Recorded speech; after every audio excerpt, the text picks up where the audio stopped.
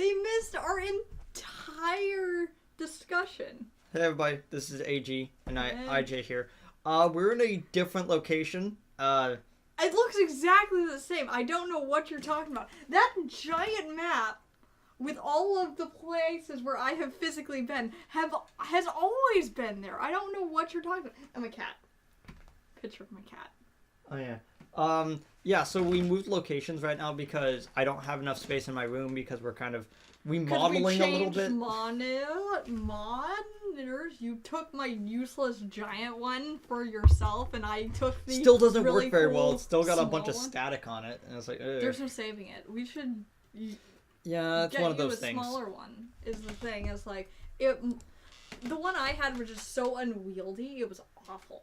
Yeah. I'm happy to be rid of it. Everyone's like, it's a giant HD monitor. It was practically useless.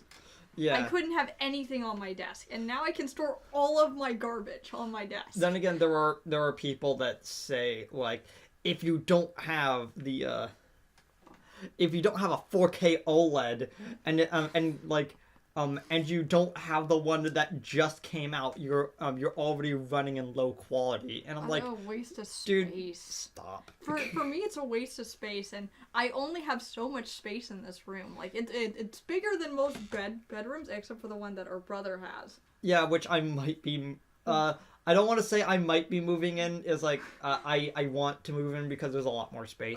However, he's not here to ask. If you ask it and you framed it right, you might get the bedroom. You might not, because he has to put his weapons collection somewhere. Yeah. And you can't hang them up on the wall.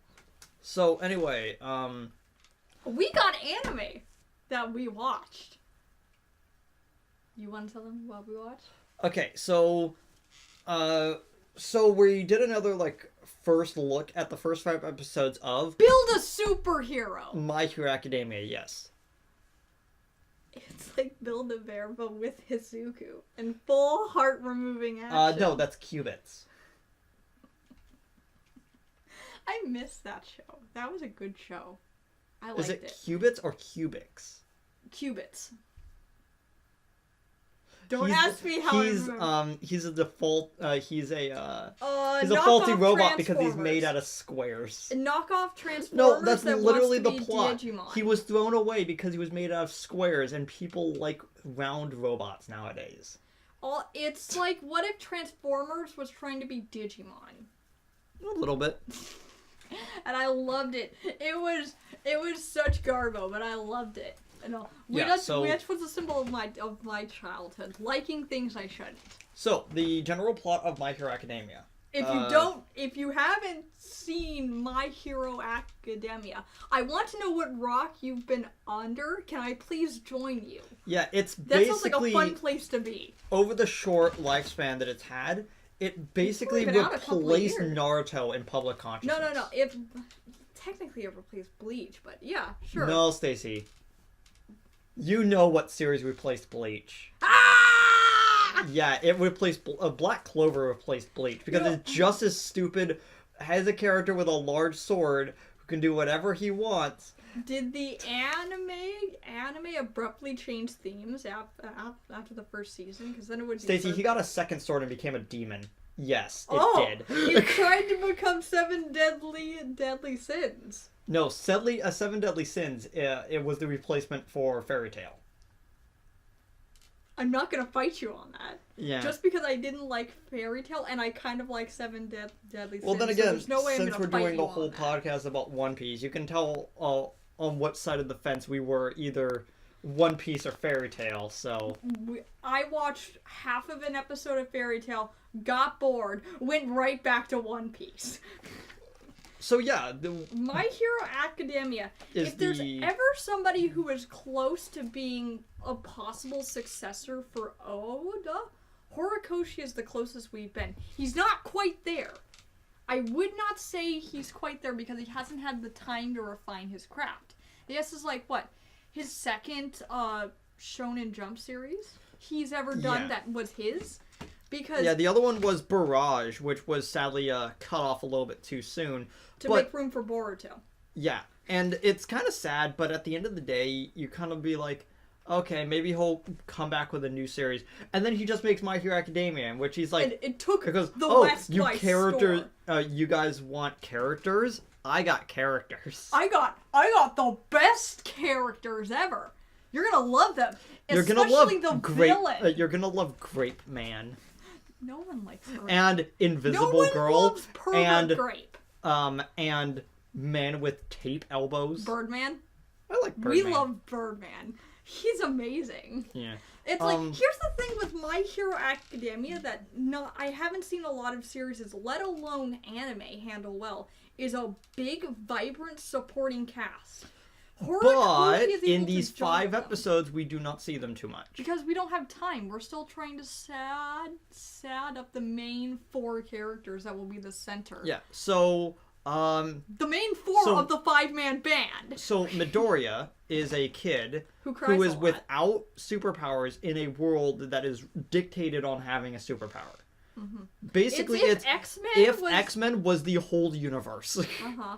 And people made fun of, like, berated you for not having a superpower. So it's like the Marvel universe in general, then. Effectively.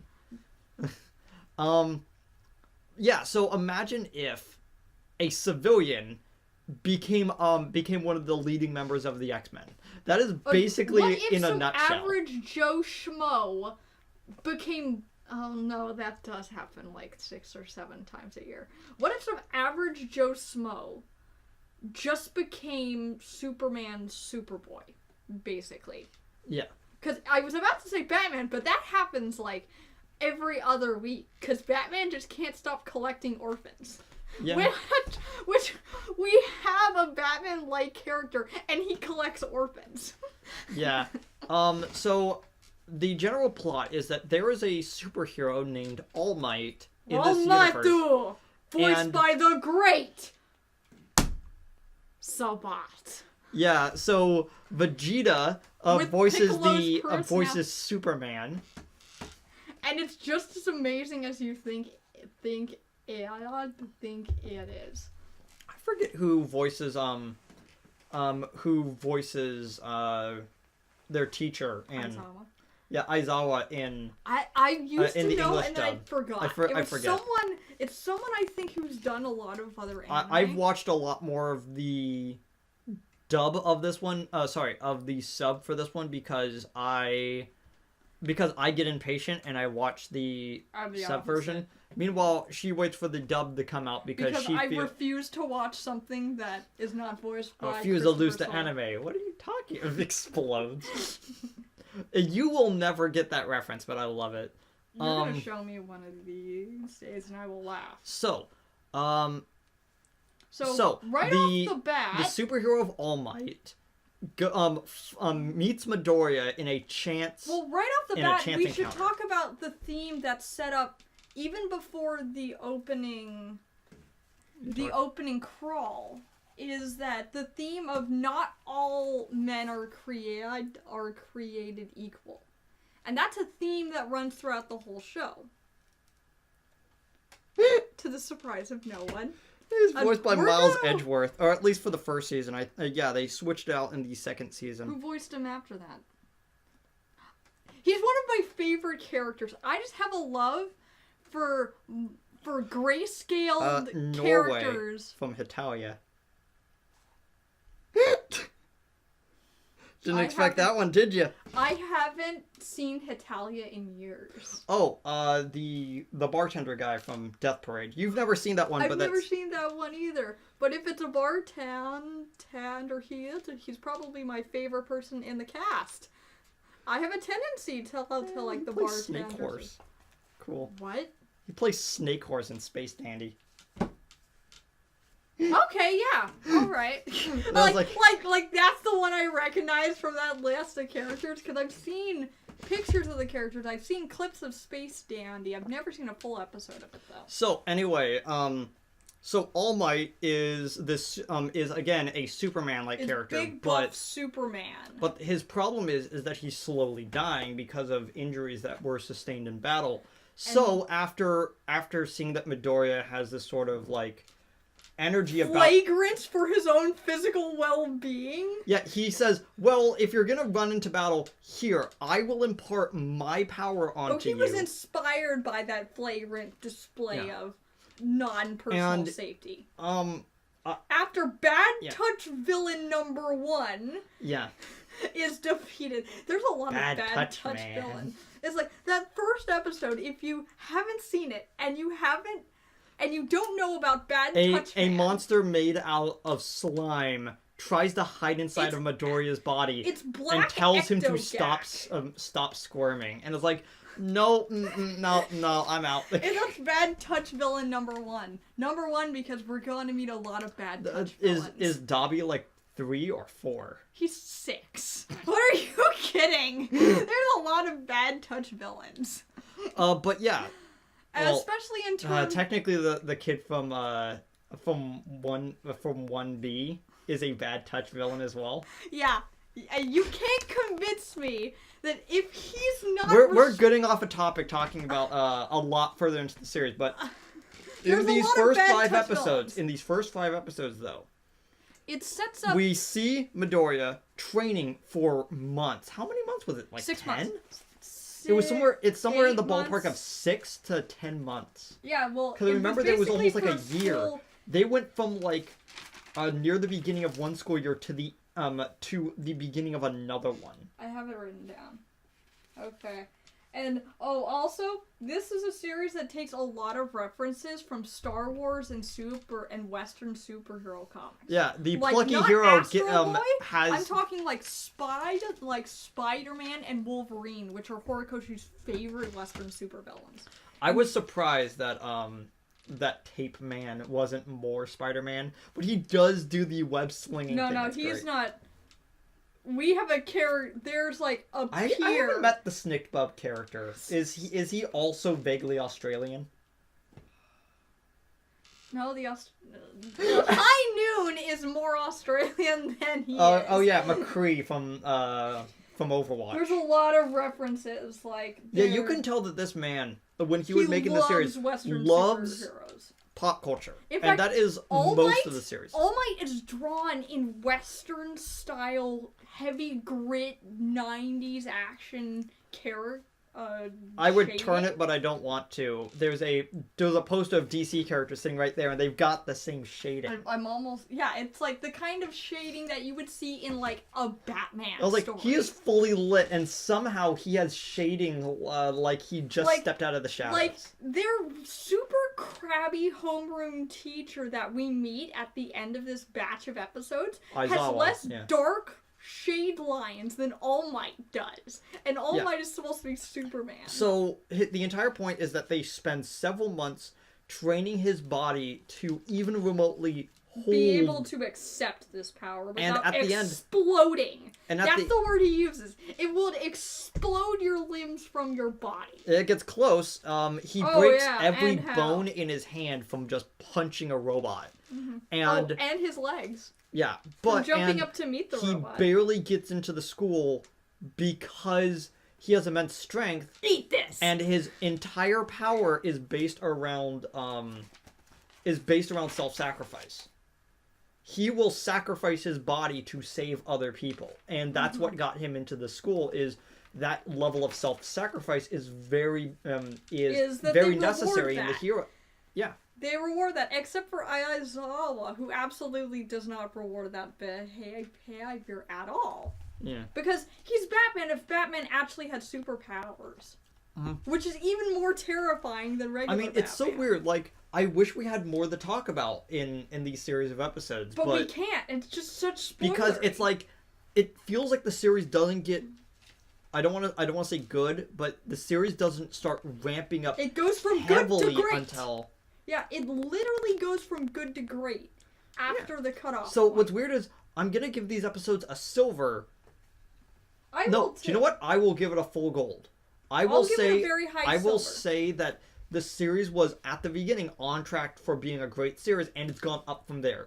It is one of my platinum series that I would say is like the pinnacle of the genre. It was 10 months. Yeah, I know. Yeah, well, yeah. Because I'm like, it was basically a year in training. Also, Something because we also if you remember, it was about... nearly spring, and during the scene where All Might is on the Segway, all the leaves were falling down. Yeah, that's like at least 6. Small Might on a Segway. Yeah. So, but you know, one of the things we do have to talk about... It does kind of feel like that they literally just ripped the trench coat off of Constantine and just put it onto the character, because like that's the best part about that character. Let's just give it to him. We can't stop borrowing things from other heroes. There's Spider-Man, there's Red Hood. Do you know what?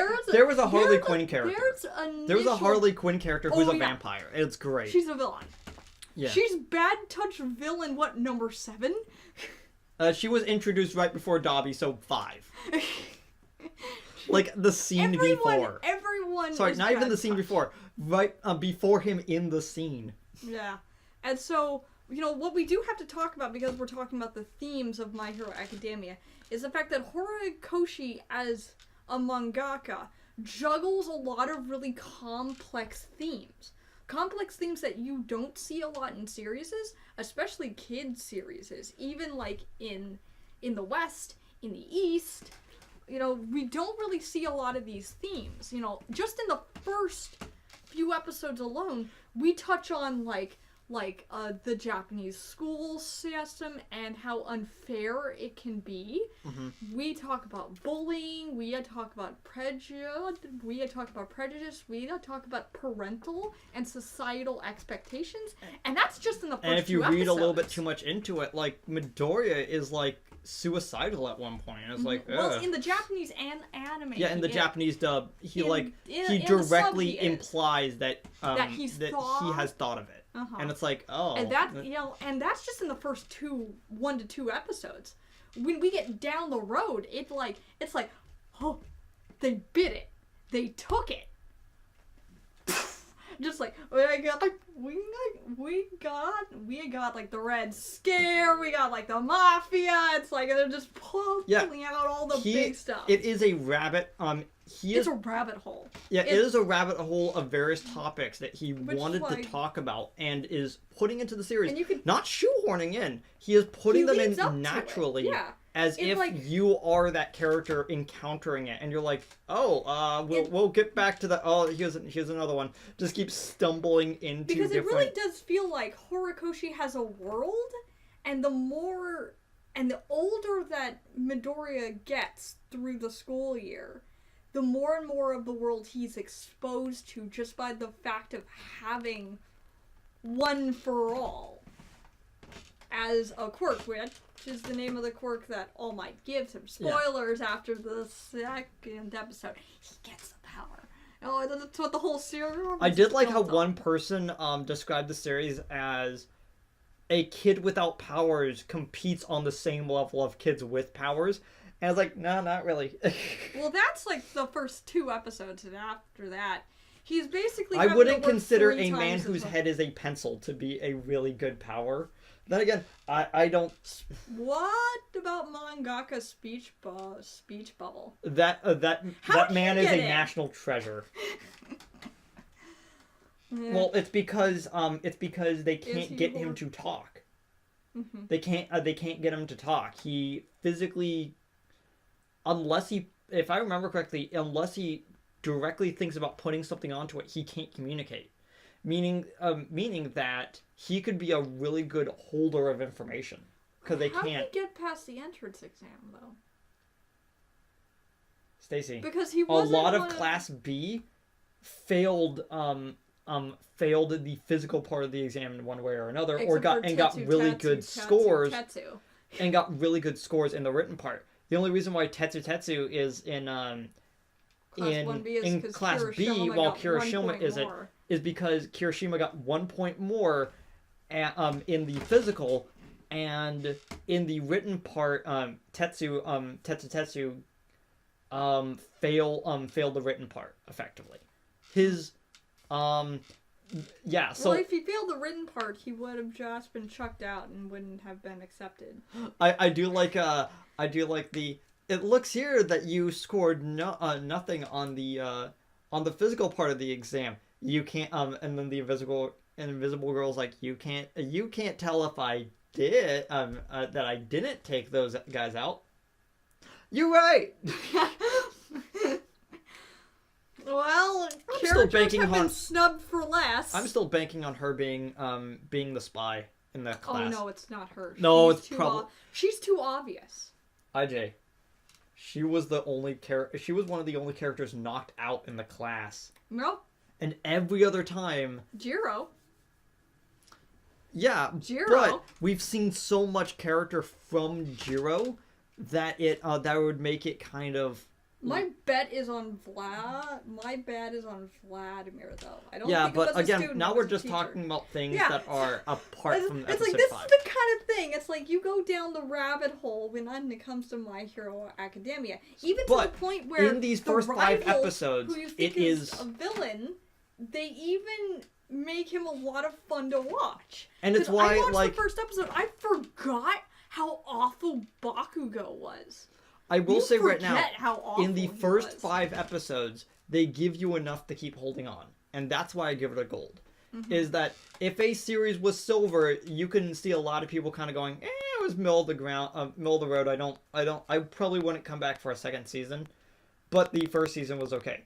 Gold is like, no. We need to see what's more. We got a lot of story. This is the type of series that you binge watch because you're so curious. Mm-hmm. In fact, I did. Yeah. I binge watched the first season. So okay, so yeah, I have to give the same thing. It's a these brick of episodes themselves are high silver. If I'm going into how effective of a hook it was, it's a gold because it's a very effective hook. It leaves a lot dangling that you're curious about, like you said. Okay, so now let's go back over to One Piece because the Ace filler arc. Okay, I had fun. I don't know if you had fun, but I had a lot less fun than you did. I had eye candy fun, mostly because Ace put that on another really good outfit. So, episode 96. And that would be eye candy. So, episode 96 basically starts with Cobra basically addressing a bunch of beggars at the gates. Yeah, he's doing basically his best. saying, I try to listen to everyone. Come inside and we'll see what we can do to help. I would like to say that this was the part in which I started noticing it. We're going to talk about it eventually when we get to it, but at the end of this set of episodes. And you're going to remind me at that point. Yeah. But I was actually kind of worried that this might be Bon Clay. Because again, we've seen Bon Clay's powers. And so I'm always worried and that's the if good a character shows Bon Clay. up. If a character shows up, there was a chance he could be Bon Clay. And that's the wonderful thing about that Oda set up. We're only sure about Sanji right now. Meanwhile, over with the Straw Hats, they're sending off Karu to be on a secret mission. He's basically delivering a message there. And he stops every mile or so to grab like 5 sips of water. Do you remember what Ace said in the scene, by the way? I forgot to write it down. But like, is this the part where Vivi and Ace are having a conversation about Luffy? It was that Ace said something to the effect of "It's just his way," like referring to Luffy. Because you could tell that he was, like, watching them suspiciously, but after the scene happened, I figure Ace was watching the rest of the crew suspiciously. Because he wanted to see how they would handle Luffy. Because Luffy's a barrel of fireworks. It does kind of feel like that Ace was foreshadowing something a little bit, but it felt weird. Mm-hmm. Like, it's almost like the writers of the anime wanted to put in foreshadowing for later, but they didn't know how and where to put it in. Because they didn't have Oda's tact. Yeah. And they didn't have all the details like Oda does. Yeah, so it's like very vague foreshadowing. Mm-hmm. Meanwhile, with Crocodile, Brokeworks is all set up. But he's still being incredibly cautious because he knows that Straw Hats have now entered Alabasta. Mm-hmm. And of course he would know because the military was freaking out about it. Mm-hmm. So it's like... Yeah. Because... And if Smoker raises up a red flag, that means that a warlord is also going to have information on it. Yeah. So this episode had the tagline of Kung Fu Dugongs. And Sir barely appearing in this episode. But I guess someone has to walk the ship. Luffy decides to beat all of them up, and they all just became, and they all looked at him. His loyal subjects, subjects. Luffy's first day as king. You are now their sensei because you beat them up. Okay. Dugongs, protect this ship with your life. Okay. And they just walk off. And it's like, so that's their entire involvement in this episode? Yep, that was about 3 minutes. That is why they're We had to bleed for time. And this arc is basically guess what's filler and guess what isn't. Yeah. Most of these first 2 episodes are not filler. Yeah, it's weird. It's like filler is interspersed in these episodes. So some parts of it are filler. You can be sure that any scene with Ace is a filler scene. Like any scene where Ace is either talking or he's doing has some something. Sort of drastic involvement. Like there are scenes in which you do not see Ace at all in the episode because he's busy. Yeah, in the scene because they didn't want to draw Ace in. Mm-hmm. And also because Ace would solve the problem immediately. Yeah. So they reach And Zoro was bad enough. Yeah. And it's like the ghosts of like the town are screaming out to Luffy. Yeah. And Luffy gets upset. It like one of the kid gloves starts to come off for Luffy. It's like his thumb comes out of the kid glove because he's not done joking around. So, in these episodes. So Vivi talks about the King's Miracle, mm-hmm. in which every once in a while, whenever someone asks the king, when will rain appear, the king goes, don't worry, it will come. It usually just starts raining. Usually in the capital. Yeah, usually in the capital, and so they're like, okay, so we'll just bring water to other places because it's in a strategically advantageous location. But there is a definitely staged event where a bunch of the dance powder, which was introduced in the last episode, like a comically large amount of dance powder happens to spill out in the streets, and everybody realizes what it is. Because dance powder, the reason why the government outlawed it is that it doesn't just create rain, it takes rain from neighboring areas. So that's the reason to outlaw the correct way to phrase it is when a cloud is going past, it will the dance powder goes up, meets with the cloud, it drops all of its water, and then it just dissipates. Meaning that neighboring cities that especially are a little bit that are downwind won't get any rain now, even if it's like even if it's a tiny little bit. And so it's like, okay, that was an unfortunate consequence of that dance powder. Thanks for thinking about it, Oda. Why it's outlawed and why do we ever see dance powder after the Alabasta arc? No, right? Because it would be brought up time and time again if it was. Yeah, and I don't think they ever go to a desert area after this. Dude, I forget. It's been so long. I text CB, don't try calling me. I'm in the middle of recording, and then he just sends me like a bunch of texts like immediately afterwards. I'm like, That's specifically what I asked you not to do. Okay, so we covered the dance powder. So they send. So they go over to Yuba. Oh yeah. Because the idea is if Vivi tries to say that she plans to talk with the revolutionaries and persuade them to come to a deal, and Zoro's like rebels. Wrong naming. Rebel. The revolutionaries are a different group than the rebels. This is true. Unfortunately, they would have a lot better management. Oda was like, "Oh no, I already called someone a group of revolutionaries. I need to come up with a different name. Rebels. Okay, now I need another group other than that. Uh-oh. Grabs the English, grabs an English thesaurus, like, okay, what can I use? Stegosaur, like, grabs an English But it does make a lot of sense. If they can stop Crocodile from getting local reinforcements, they can try to push him out instead of deeper into the country, you know? Yeah. And, so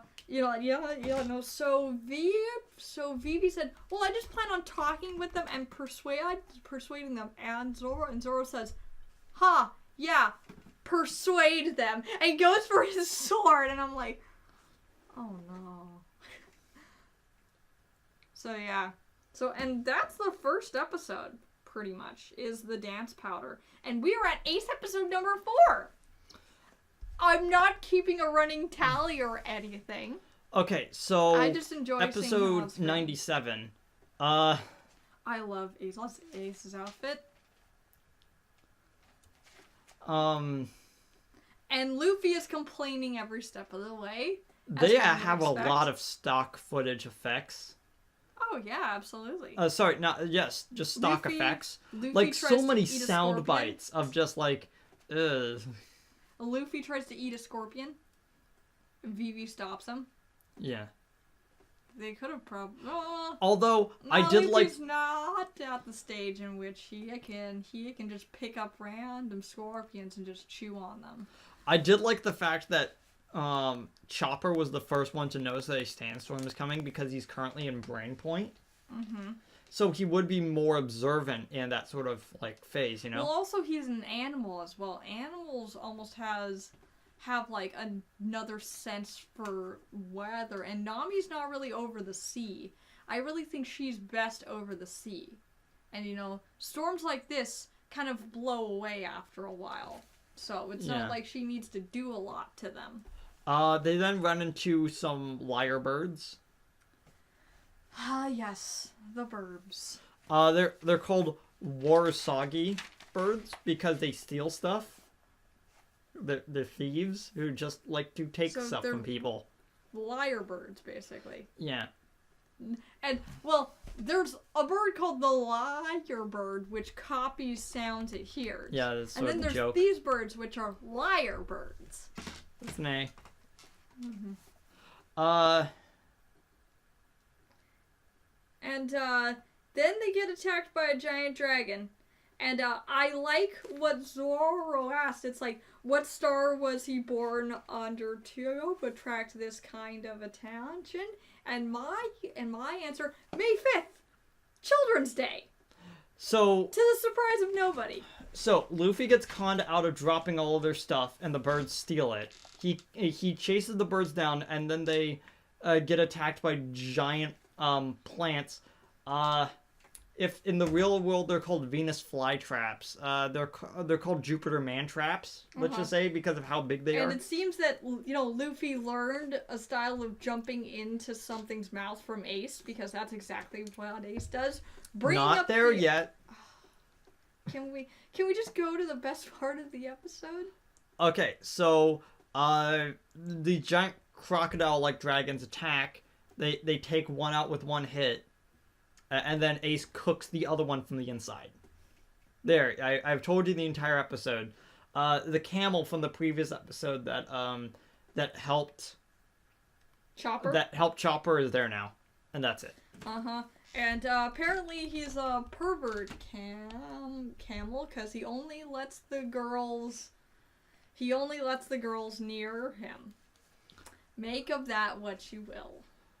Episode 98. The camel is not filler, by the way. Yeah, but this is. We're now into a full filler episode of 98, in which... Did you know that Ace is voiced by Travis Willingham, who voices Roy Mustang?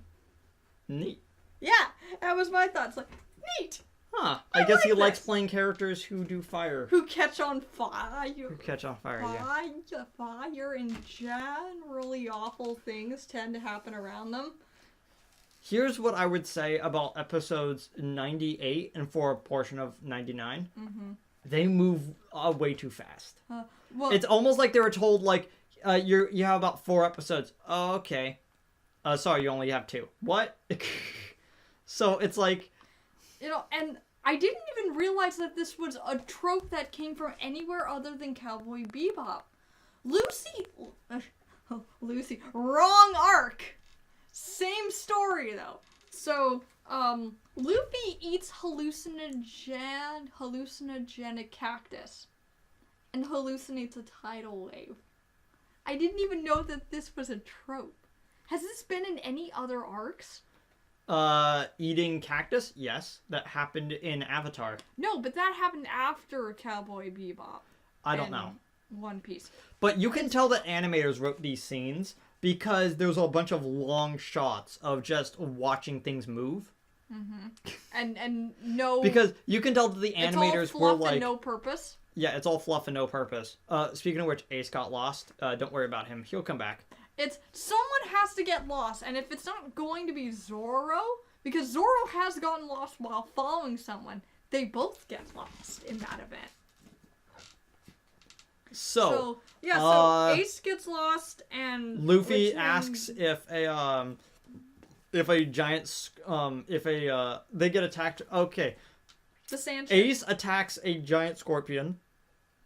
Luffy breaks another mast. And it's so bad that Ace hears it from 15 miles away. Yeah, so they all get sort of shanghaied onto a boat run by Barbossa. Which... Is that supposed to be a joke because he's a massive dude so he looks like an elephant? I don't get it. Like, is that sort of the joke? Let's go with that one. If anybody here hasn't seen Babar, that was our childhood growing up, was Babar. That film when I was a kid terrified me. The fact that you say film and not long-running serialized series says a lot about our childhood. We watched up after the fact. We're early 90s kids that desperately wanted to be raised like 80s kids and failed. Yeah. So, Ace got lost. He encounters a giant scorpion. When the scene cuts back to him, the scorpion is now boiled alive. And Ace has a face-off with the wacky lizard. Yeah, this little gecko's about to die if it doesn't move in like 5 seconds. And you can see the thing sweat. He's like, you want to... It's like, and Ace says, you want to turn. Yeah. And like, the thing starts to sweat. And like, because Ace moves and it moves at the same time. And then it and Ace moves. And then they move back. And it's like, you want to turn. So, the Barbar Pirates. The Barbar Sand Pirates. The Barbar Sand Pirates. Is their full name. Have Barbossa little Pirates. cocktail umbrellas for hats. Because, like, the Barbossa Pirates. Yeah. They're on a sand ship, which is one of the coolest ships. They've got a cool. cocktail umbrella sort of theme to them. They've all got like hats on, except for the girl who's wearing it as a hairpin, and that was a pretty funny joke where it just like poofs open, and I'm like, oh, gosh. That was pretty funny. But yeah, it's like. And Vivi and Luffy go off on this side quest, which is more. Well, they have to get more wood to repair the mast. The mast. So it's like, oh, okay. Luffy can't help but break masts. I don't know what you want from him. So while Vivi and Luffy almost get trapped in quicksand, they almost get killed. That's not how quicksand works. Well, no, Sean. What happened is, Raza is her name, tries to straight up murder Vivi because she didn't help her father didn't help their village in the past. So she tries to drown her in sand. Twice. Okay, so that's not how quicksand works though. Nope, it's cement.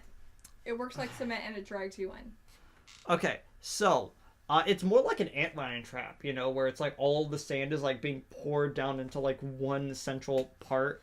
But because of the water to sand ratio, it can harden like cement if you're not moving carefully through it. Yeah, but the problem is that quicksand only really appears in more tropical environments. Mm-hmm. Where the water table's pretty uneven throughout different layers of the sand. In which you can have basically quicksand be just above the water layer on top of a hill. I wrote, this episode feels like a cactus fever dream. Yeah. So, Run away! So, the sand vigilantes come back, and a grand dung beetle decides to show up as well. Zoro cuts it in half. No. Barbar decides that he is going to grab it and stop it. It doesn't. And so then they break it apart. And it rolls. And I was like, okay, I guess that was a thing. Yeah. And the sand pirates worship the desert, which is something you would expect when someone's livelihood is the desert. Yeah. Little flashback about a young Vivi coming to the city for the first time, and she meets a young version of Raza, and they have this little moment, and then Raza starts crying. And I'm sorry, but I can't feel an emotional connection to her because we literally just met her like half an episode ago. And she's not coming back. And she's not coming back into ever because it's filler. So I'm like, is this part filler? Because it's hard to tell in this arc what is filler and what isn't. All of this is filler. Okay, good. Because the only one I cared about was Barbossa. Because he was so wacky, and he was so much fun, and I cared about the lizard guy that Ace shanghais into becoming his friend. Yeah, because he stared it down hard. The last 5 minutes of the episode feels incredibly rushed. It feels ham-fisted more than that. So it's like... It feels like a fist made of ham punching you, not punching you, but tapping you in the face with its ham-fistedness. So now we're in episode 99, and you could tell how fast we're basically moving in these episodes. Because nothing happens in these episodes of the first two episodes were kind of boring to me, but the third and fourth episodes actually had tiny little bits of substance. Mm-hmm. This one is the first one of substance in a while. Yeah. And so they come across Edo Village, which is halfway in between the two, but it wasn't on the map, so it means it's not really important. Mm-hmm. But it looks like this is one of those oasis. That this is one of those oasis way stations that are like, okay, so there's greenery here. There's a bunch of stuff. There's enough to be viable for a city, but if the drought continues, it won't. It will go the same way as the city of Green did. So, inside the city, several of these, let's just call them bandits. These bandits who are pretending to led be by Camus. Whatever. I don't care. Who is pretending to be rebel soldiers, are basically camping out in the city. Vivi says they say a little bit later that it makes sense, because even the sort of mention of Ace takes back their rations because we're not at that part yet. I'm still all right. Okay, so the idea of them being there in the city is dissuading robbers and bandits from showing up at the city. For the most part. Yeah, from showing up at the city because they know that rebel soldiers are stationed there, so it would be very dangerous to go. So it's got a line of protection to it. Yeah, even though these guys are basically imposters, they're still doing something for the city. And Ace picks it out the instant he looks at them. Yeah, so Ace is there now. Muscles his way in, eats their food, puts them into pots for talking him, and the instant that happens, Ace knows that they're all talk and no muscle. He's so disappointed in them, and you can tell he's like, I expected more from you guys. Yeah, so Ace basically steals a good portion of their food, walks out, and then tells Vivi, well, they said that there were rebel soldiers stationed there, but don't worry, they're not actually. They're fakes. They're fake. And she kind of takes offense to that, going... Well, she takes more offense to that, I think, than them being actual rebels. Because if they were actual rebels, that would mean that they would stand for something. And Vivi's okay with them standing for something, because they're helping people out. What she doesn't take to is the theft. Yeah, it's like... And you can see that it does kind of feel like that, right that they're just being false heroes. And so that, like, even if what they were doing is technically good, it still doesn't make it right. Mm-hmm. If that makes sense. Ugh. So these episodes are so boring, I'm falling asleep. Yeah, so the rebel soldiers are, so these bandits basically try to sneak out of the city unsuccessfully. I like how Sanji is so civil around Ace.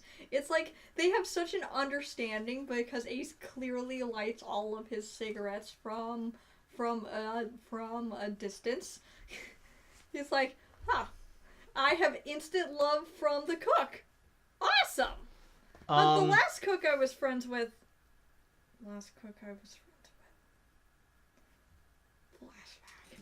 So, yeah, so you get this scene where they're all basically surrounding them, and Luffy basically punches the, what was his name again?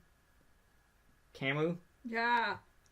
That's like Canvas, the only one. Right? Yeah, they punch him in the. It's Canvas. It's Canvas. They right? punch him in the. He punches him in the face, and basically that's the end of the fight. They like, Cameron basically gets up as he basically in his mind says, I can't stay down. I'm underqualified for this, but I have to stand up against these guys. Luffy, like Ace, I think he drops Luffy's poster in, tells them that they're coming, and then just vamooses out of the way. And so you get a scene where Luffy's just there, he's all in, you can't see his eyes, he's just all tough, and I'm like, I can't believe this. I can't believe this, because no one's dying right now. But it's like, that doesn't matter because Luffy is worth 30 million berries. He's the biggest thing that this town has seen in their lives. Like, they've probably heard of... Mostly because it's so segmented from the rest of the world. In town that that they don't really see Baroque works, which are all on ships. That you can tell that Luffy's the biggest fish that these guys have had to deal with in their lives. And that's really sad, and that's saying something. But we do have a really interesting thing in which Cameron is basically like, I may be a fake soldier. Yeah, I've been lying. But let's see how far I can take this lie. I can't let these kids look at me as if I'm some sort of villain.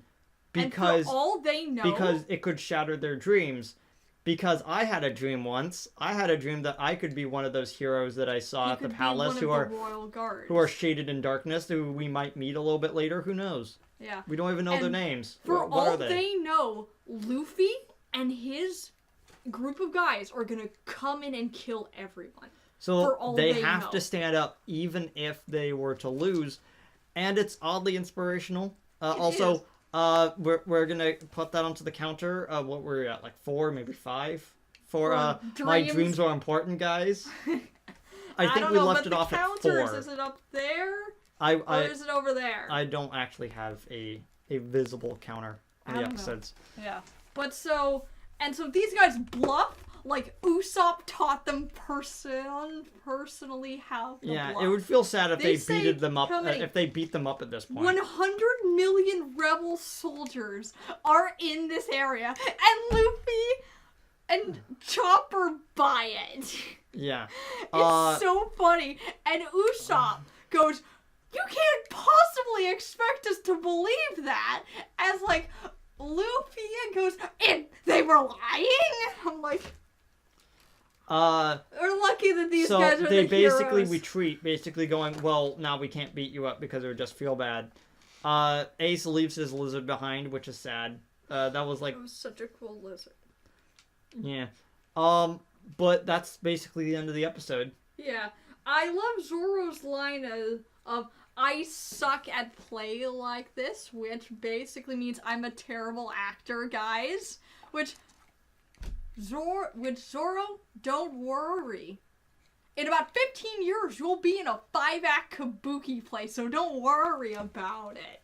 It's gonna be great. Lots of bloodshed, lots of death, lots of espionage. But now we get to the major part of these 5 episodes, which is the non-canon episode. Where, on a scale... Sorry, the non-filler episode, kind of. Which is, on a scale of Morgan to Cobra, how awesome is your dad? That's basically a summary of this episode. Yeah. He's the try-hard dad. So, while everyone else is kind of defeating a scorpion in the background for food, For Luffy's lunch, you mean. Vivi basically imparts onto Nami the backstory of how she knows the rebel leader. Koza. Yeah. Which we've heard his name before. He just hasn't been important until now. Yeah. So this little kid, Koza, basically goes right up to Cobra and says, "You what do you know about the poor people? You're rich. How could you even remotely see it?" As Cobra actually gets excited to see one of the you could tell civilians that he lives for this man is passionate. Oh, I want him. I want him. Yeah, it's almost like he collects these type of people to be in his royal guard or something. It's like he treasures this type of spirit because Igarim is almost the exact same way. Mm-hmm. And so Cobra goes, "Do you know what? We will take our own money out and we'll give it to poor people." And Ingram's like, "But you can't." Right, you're the leader of this country. Of course, you could do whatever you want. Sorry, I'm an idiot. After Koza and his father leave, Igarim leans into us. So where are we gonna get all of this money from the budget? And Cobra just hits him and says, "We'll just take it out of our personal paychecks." And Igarim, being such a sport, goes, "Of course! How can I be so dumb?" Yeah. But so Koza and his father effectively uproot and move into the capital city, to be closer to Koba's family, so they can be supported. It looks like that they're farmers. I can't tell what they're actually farming. I think they're farm. I don't know what. Water sausages. Let's just say watermelons. Maybe? Watermelons, probably, yeah. What are the watermelons called in Breath of the Wild suddenly, again? hydromelons. They're growing hydromelons and volt fruit. So watermelons and dragon fruit, obviously, which clearly grow in the heat of the desert. So Vivi comes in saying, "I lost a fight." And they're like, well, who kind of kid would do this? "Oh, the kid you just walked out." And he's like, "Yes!" And Cobra gets really happy. The dad acts like he's about to gut himself in personal shame. And Igarim threatens to beat Koza up. And Cobra just hits them both and says, "No, we need him." He's gonna, and he doesn't say in so many words, but you know that he's planning their marriage as we speak. Yeah. You can tell that that's what's going on in Cobra's head. And then an unsaid time skip basically happens in which Little rascals Vivi and Koza are basically fighting each other. Yeah, they form a gang with the rest of the kids in the area as they start going around being like, "Okay, we fought again for a second time and Vivi won." So no, she lost. Oh, she lost, right. She lost both times. And she became second in command of, what are they called? The Sand clan. I'm glad I wrote this down because I would have forgotten.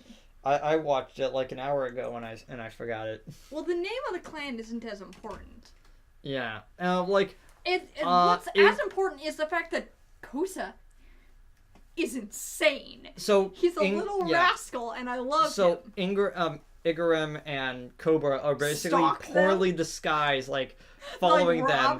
But then suddenly they come across a bunch of just knocked out children, and they're like, "What happened?" And they're like, Vivi tried to kidnap Vivi. Vivi tried to kidnap Vivi? Yeah, they tried to kidnap Vivi. And so Vivi is hiding out in the ruins in these ruins, like trying to get away from them. Stalking the kids is the one time they get in trouble. And Vivi is honestly really concerned for their health because Koza said that he was gonna fight to the death to defend her. And it did not sit well with her. This is a change from the manga to the anime, because like we don't often bring this up, but in the anime, Vivi straight up bites into the guy's hand. She almost takes his finger off. Yeah. So. Like, and I think that helps show that Vivi, even at this age, isn't a pushover. Because this is the second flashback we've seen of small Vivi. Yeah. So basically after Koza basically knocks one of them out, after being seriously two of the royal severely guards injured. Step in at that yeah, point. two of the you can tell that they were picking off some of the smaller guys, and they let Koza prove himself. Because I think that they were also. What are you talking about? Igaram and Cobra actually take out the other two guys. No, it was Chaka. No. And Pell. Oh, it was. Oh yeah, it was them, and then Chaka. Yeah, Chaka and Pell then show up. The guys that the fake. That the fake rebels brought up, who are still in shadow, is basically Chaka and Pell. Your character designs aren't finalized yet, so nice if they show up. Yeah. Were you gonna say no? They actually were, and then remember that their actual character models were. Baby Karu is really cute. And there are other Karus apparently too. Yeah, but Karu is just being his adorable self. Still in training. And we see just such a happy look forward to the future of Cobra probably about to turn this guy into the Royal Guard, plan to get him to court Koza, and become what did he say? Like Koza will make our country lush? Something like that. Something close to that. Which implies that Cobra is going to be watching him very closely. Which, him being the leader of the rebels makes sense. He wants the country to be better. He wants people to be better.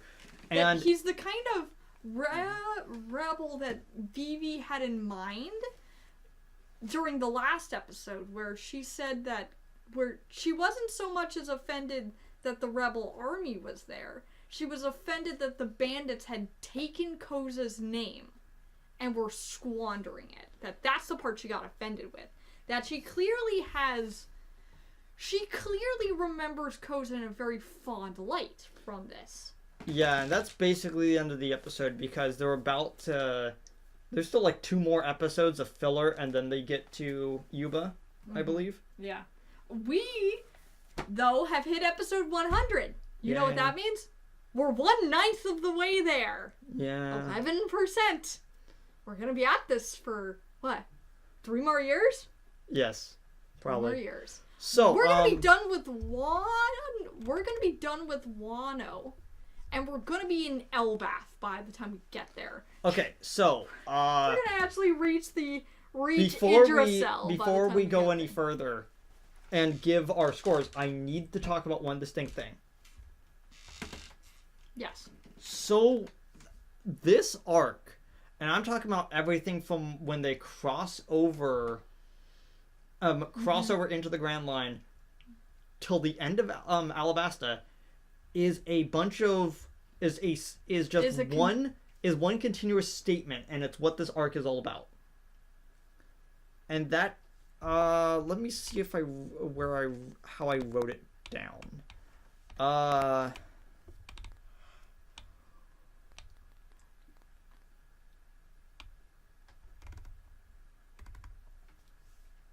Oh, I can't seem to find it.